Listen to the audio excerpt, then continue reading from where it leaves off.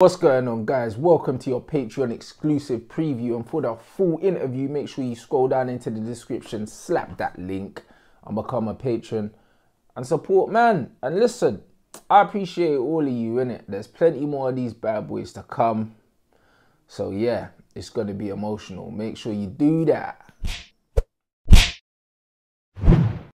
What's going on, people? And we're here live with my guy, and it's Bojan. Let them know, bro. Let them know, because it's always annoyed me, innit? Like when I hear people mispronouncing names, and I feel like they do it on purpose sometimes. No, it's not. It's not the ignorance. I think it's just hard for people to pronounce it as a silent J.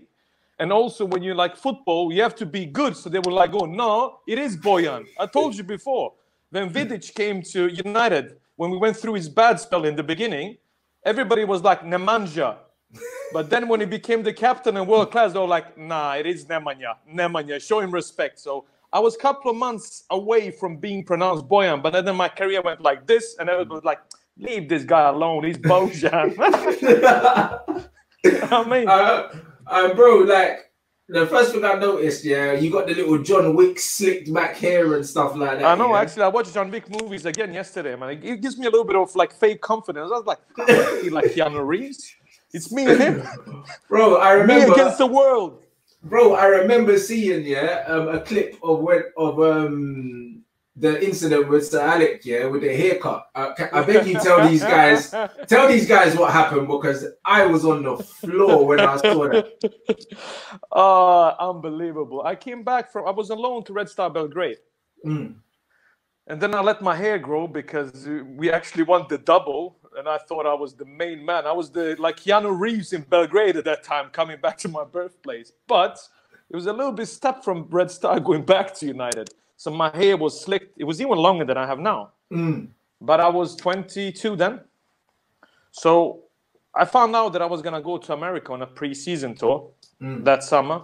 Last training session, passports and everything was in. You know what I mean? I was like, yeah, I'm going with Kino to America. But then last training was finished. I was walking off, and he goes, "Gaffer, Sir Alex, you're not coming if you don't cut your hair." And I went, is he talking to me, not cutting my hair? And I lived with John O'Shea at the time. Or I said to John, I said, "I'm staying for you for a couple of days because I think I'm going to go back to Rangers in 2005. So a couple of days. I was there for 6 months. He was comfortable at Shazy's house, living in Hale. Had my room, shower, and everything. I stayed for 6 months. But going back to the story, I said to Shazy, "Is he speaking to me?" "No chance. I'm not cutting my hair." He goes, if you don't cut it, you're not coming. Come to the airport with the long hair. You're not going to America."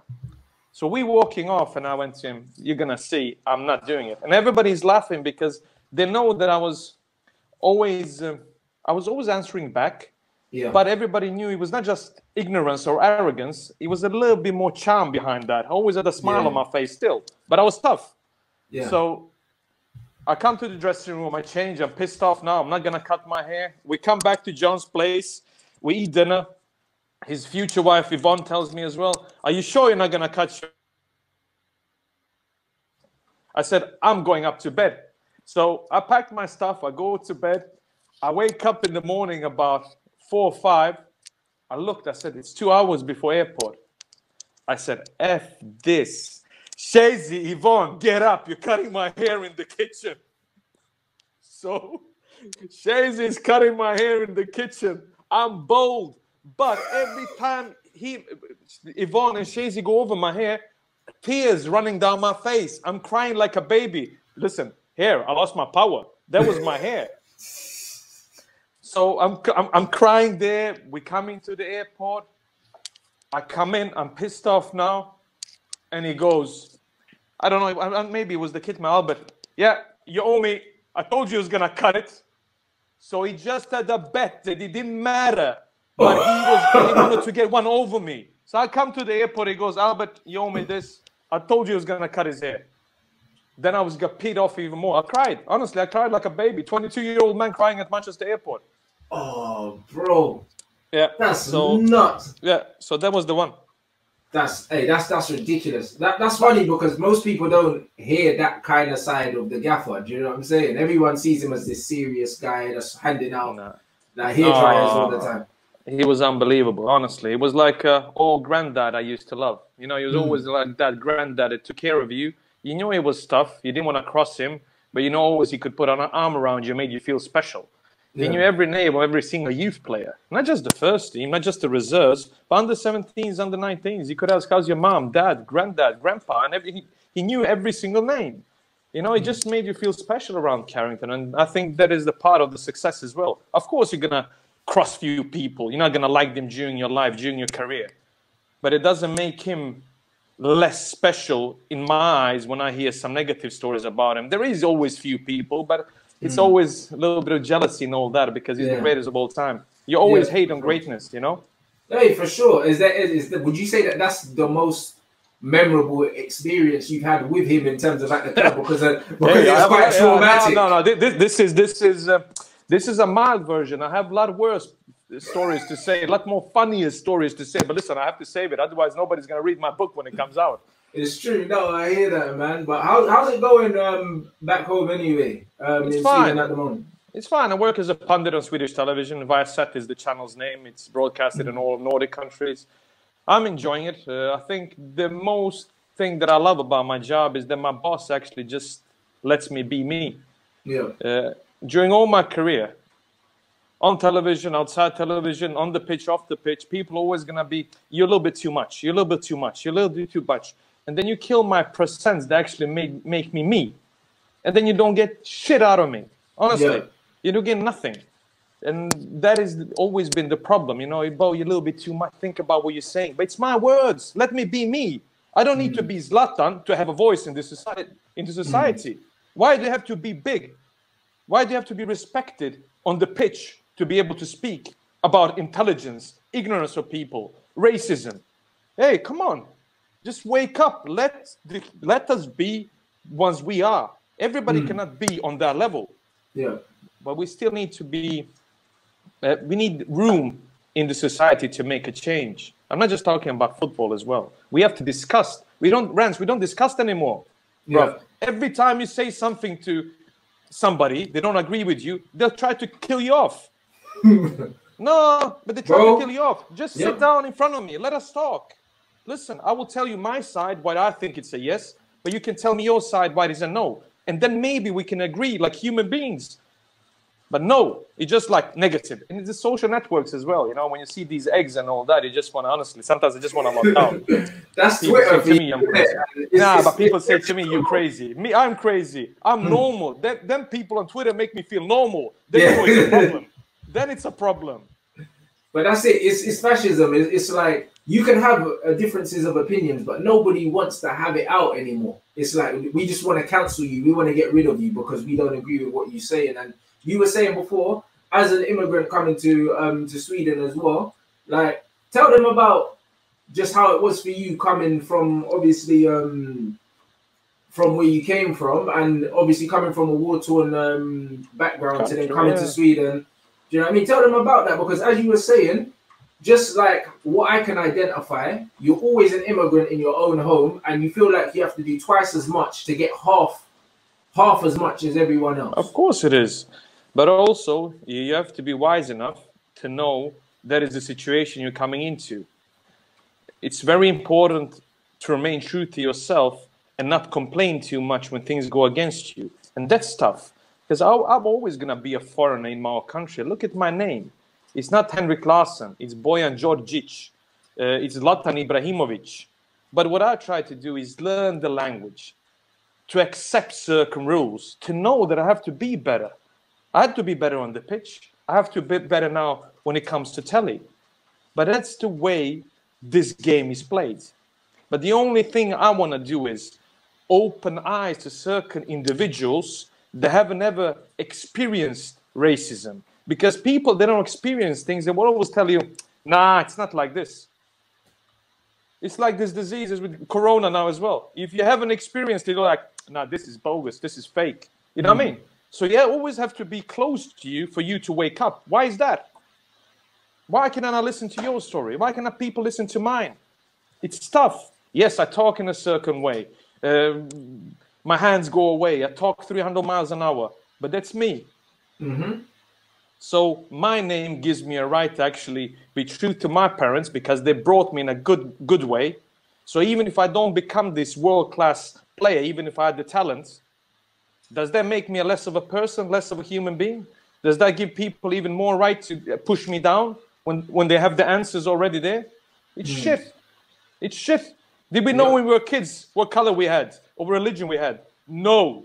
It comes from the house. From the house. Give me respect, I'll respect you back, honestly. I'm not talking this just because I'm going to be broadcasted, people are going to listen. Just be human beings. What happened to that? You bleed red. When you want to help, then you're going to take help from everybody. But when you feel like you don't need it, you actually just pee on people. Why? Why? Because you have money, because you have power, because you have followers. Fuck off, you and your followers. I don't care about that. That's fake confidence. Fake confidence. Sorry for getting pissed off. I'm getting all sweaty as well. No, but it's the truth, bro. And you know what? Yeah, I feel like that builds when we grow up the way we are. It builds a certain resilience and a certain character that you can't buy that, bro. Do you know what I'm saying? My skin is so thick from the crap that I've had to take my whole life that like very little ruffles my feathers anymore. And you notice that the people that go through the most tend to have the thicker skin, and the people that tend to not identify with that, they're the easiest people to get under their skin. Everything rattles them. No, I agree with you. Listen, we can discuss things like we're doing now because we have experienced certain stuff. And when you experience certain stuff that people are talking about now, you can relate to it more. But the most important part for me is that your story and my story don't go under the radar because certain people want to tap off their back because they put a black picture up during Black Lives Matters. And they don't give a F. You know, it kills me. I know certain people that said, hey, you be racist to me. And now you put a black background. So you're like, I'm safe. You know, my workers, they're going to say, no, you're not racist. You don't even know what racism is, man.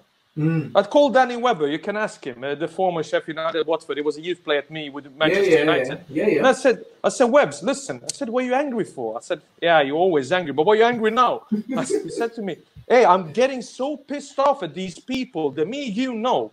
And he's putting pictures out that have a meaning. So my story comes into the background. Why? Again, social network. Listen, that picture gave me 1,000 likes. But tomorrow my bikini picture is going to come out to get me 5, 6. You know what I mean? It's just like, where's the scale? Yep. And this is what it is with these guys. It's PR though, isn't it? Like I found that a lot of the stuff that's been pushed by a lot of people, a lot of brands and stuff, it's just PR because it's cool to talk about it. But as soon as nobody was talking about it, these guys didn't give a damn. Do you know what I mean? And it's unfortunate, but we need to be having these conversations, bro, because a lot of the time they're putting up a black square and then that's it. It's forgotten about. But the important things, there needs to be teaching points. There needs to be conversations. These conversations aren't being had because when people are coming out and they're expressing what they don't like, we're getting a backlash. Like even in this country, this is the only country that they turn around and say there's no racism here. This is the only country on earth here that had a counter protest for the Black Lives Matter. Like we had a counter protest. What are you countering? Like people are out here protesting, saying we want to be treated equally, and you've come out and say, nah, we don't agree with that. No, I know. But it's the same. Sweden has a similar approach sometimes as well. But you know, like sometimes I don't actually blame them. It's not just insecurity. It's lack of knowledge. It's lack of history knowledge. Comes from the education system. Of course it does. And when you're not well educated and when you have a lack of knowledge, it's very hard for me then to change your mind because you're not going to listen to me because the things I say, you never heard of them. So you just turn away and go, nah, listen, just leave it. Just go back to Serbia and sell some cigarettes. You know what I mean? It's like, leave me alone. And that is the problem. People don't want to listen anymore. Everybody's always right. Same with football. Same with politics. How are we going to be united? How are we going to be one? That is the big question. There's always going to be disagreements around how our countries are run, what we need to be equal. But we still in 2020, and we still talk about shit that used to go on 200-300 years ago, not just during the 20th century or 21st. You know what I mean? Absolutely. And do you think that having the upbringing you had that drove you to become the player you were, and also got you that move to Manchester United from Sweden? Yeah, it was a small club, but yeah, I had you know, it's always hard to speak by yourself, but I never cared really, man. I'm there to tell you the truth. I know when I was good, I know when I was shit, and it's no secret with that. I spent more time in the nightclubs than I did on a training ground. But when I was 17, 18, 19, I could play. You know, I could play. In 2000, I won the Jimmy Murphy Young Player of the Year award, and you don't do it just because you can talk. Yeah, you do it because you can play. We're not talking about Bury FC. I was at Man United, the treble-winning squad. I came that year. Yeah. I've seen greatness up live. I didn't even need to train with them just to see Giggsy go one-on-one, Beck sit that cross, Yorkie doing his overstep to Coley to get it back. It's enough for me. And Keno and Scholesy behind, just to watch the training session at the Cliff. I've said, listen, I watched this on telly. Now I'm here. Yeah. But I wasted a lot of my talents. I didn't listen. I was stupid. But listen, I don't regret it, because it was my decisions that taught me during my life, during my career, how to get even thicker skin, survive even toughest periods when people still say, I was a failure, he was shit and all. But did you want to listen to my story? Did you want to listen when I said that I didn't feel well, that I had problems mentally, that I had problems off the pitch? Did you listen to my story when I was 11, had to flee my own home country, take care of my mom, dad, my sister, when I was 11 till I was 17, and move countries again to come to England? Did you listen? No, because the only thing people want you to do when you talk too much, when you're on the top, it's when you fail. They go, listen, I told you shit. Yeah. Yep. And that's exactly what it is. I told you shit, but I told these Twitter warriors, nah, listen, now, with my shirt and tie on, your touch is still worse than mine is. It's always going to be. Facts. But I invite you to speak about football. I do that, but you don't give me an honest opportunity to tell you what really happens and what time it did really happen. I'm more than happy that I lived my dream. I was a professional footballer. Yep. I work as a pundit now. That was my dream. But I should have made out much more out of my career than I did.